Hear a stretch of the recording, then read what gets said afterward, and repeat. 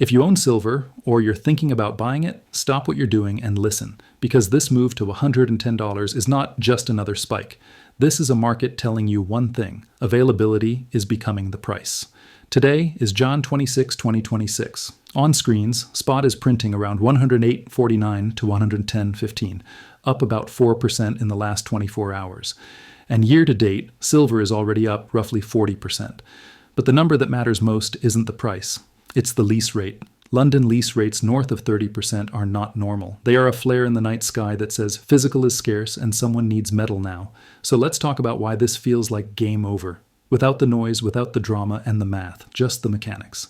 Here's the first force: China's export licensing system that went active on January 1st, 2026. In plain English, export flows now run through a tighter gate. Only a limited set of firms can ship refined silver abroad, and the requirements favor high-volume producers. What does that do to the global system? It doesn't need to ban anything to cause chaos. All it has to do is slow the pipe. Silver is a just-in-time metal for modern industry. Factories don't stockpile a decade of supply, they schedule deliveries. So when the pipe narrows, Western inventories don't fall slowly, they fall suddenly, because the system was never built for friction. Think of it like oxygen in a sealed room. You can feel fine, right up until you don't. Here's the second force: decoupling.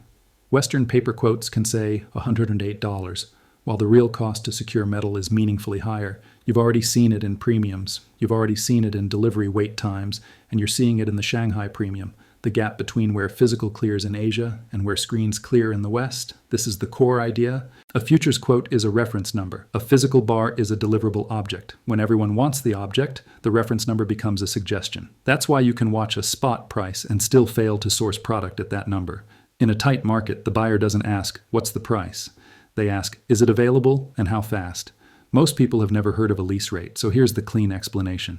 A lease rate is the rent paid to borrow metal for a period of time. In a normal world, that rent is low because metal is plentiful and lenders feel safe. When that rent spikes, it means borrowers are willing to pay almost anything just to get metal in hand right now. High lease rates usually appear when at least one of these is true. A manufacturer has a delivery deadline and cannot wait. A dealer needs to source to meet commitments. A short needs metal to avoid being squeezed by delivery requests. Vault holders are reluctant to part with inventory, so lenders demand a premium. So a 30% plus lease rate is not a chart signal. It's a supply signal. It's the market's way of saying, the metal is not sitting idle. Shortages don't start with empty shelves. They start with friction. First you see 2 weeks for delivery, then minimum order size increased, then premiums widened, then certain products are unavailable, then only pre-order, then allocation. That's why I keep repeating the word availability, because the shortage doesn't announce itself on your price app. It shows up in the plumbing, delivery times, premiums, leasing, and inventory drains. Imagine you're the procurement lead for a company building power hardware for an AI data center. You don't get paid to predict metals, you get paid to ship equipment. Your engineer tells you, without these silver contacts, we miss the production window. Your client contract says, late shipment triggers penalties. Your CEO asks one question: can you get the metal? At that moment, your problem is not price. Your problem is continuity. So you pick up the phone. And if the answer is maybe, you don't negotiate down $2. You lock what you can, and you lock it fast, because the cost of not having silver is not 110. It's the loss of the entire build schedule. That is why, in a supply squeeze, industrial demand becomes inelastic. They pay to avoid failure. Myth 1, if price drops, the crisis is over. Reality, the crisis ends when metal is easy to source again. Myth 2, paper and physical must converge immediately. Reality, they can diverge longer than most traders can stay solvent. Myth 3, there's always plenty of silver somewhere. Reality, somewhere doesn't help you if the chain is slow, gated, or already allocated. Now we get to the part most people misunderstand. When physical tightens, shorts don't just face a price problem, they face a sourcing problem. Because covering a short position ultimately means one of two things. You buy back contracts at a loss, or you deliver metal. In calm markets, delivery is a formality. In stressed markets, delivery is a hunt. This is why inventory matters. Registered stocks at the big exchanges have been falling hard from prior peaks. And whether your exact number is 60% down, 70% down, or just sharply down, the message is the same. The cushion is thinner, and it's getting thinner faster. So every sudden rally does two things at once. It raises the cost to cover, and it makes the physical harder to find. That's what a trap looks like. The third force is demand, and this is the quiet killer. Silver is not only money, it is a critical input. AI data centers use high conductivity contacts, power systems use silver in switches and connectors. And solar PV uses silver paste in massive scale. In 2025, solar installations hit records. In 2026, projections suggest the solar industry alone could approach a quarter of mine supply. Now stack on top of that electrification, grid upgrades, robotics, automation, defense-grade electronics, and the AI build-out that never sleeps. That means the buyer pool has changed.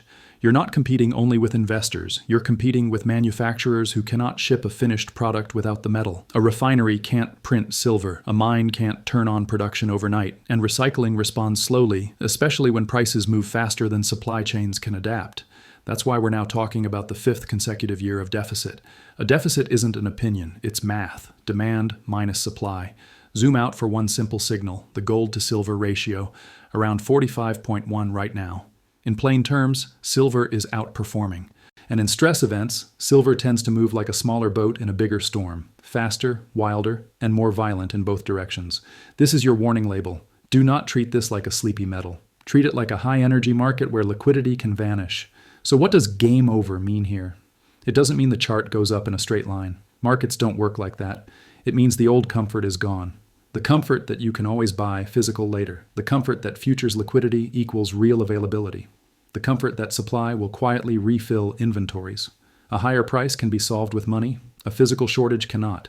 When lease rates blow out, when premiums widen, when delivery windows stretch, and when the pipe narrows, market starts acting less like trading and more like rationing. That's the shift.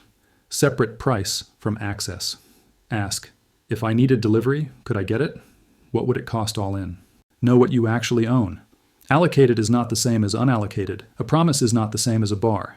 Watch the three dashboards that matter. Premiums, retail and wholesale, lease rates, stress gauge, inventory trends, cushion thickness. Don't over-leverage. In a fast market, leverage can turn a correct idea into a forced mistake. Decide your purpose.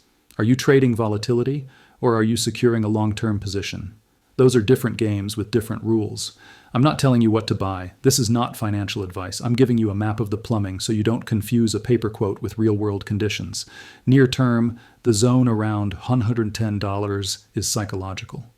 Above it, the next moves will be driven less by valuation and more by urgency. If the Shanghai premium stays elevated and lease rates stay stressed, any pullback can get bought violently because the buyers behind the scenes aren't looking for bargains. They're looking for supply. And if you see a moment where screens soften but premiums don't, that's a decoupling tell. That's the market whispering. The paper price is blinking, the physical price isn't. This isn't about being bullish. This is about understanding the regime change. For decades, silver behaved like a trade. Now it's behaving like a resource. And in a resource squeeze, the question changes. Not, how cheap can I get it? But, will I be able to get it at all? If you want, comment with one word, access. I'll do a follow-up that breaks down the difference between spot, premium, and lease rate, and how to read the signals without getting whipped around. Until then, stay calm, stay precise, and don't confuse a number on a screen with a bar in your hand.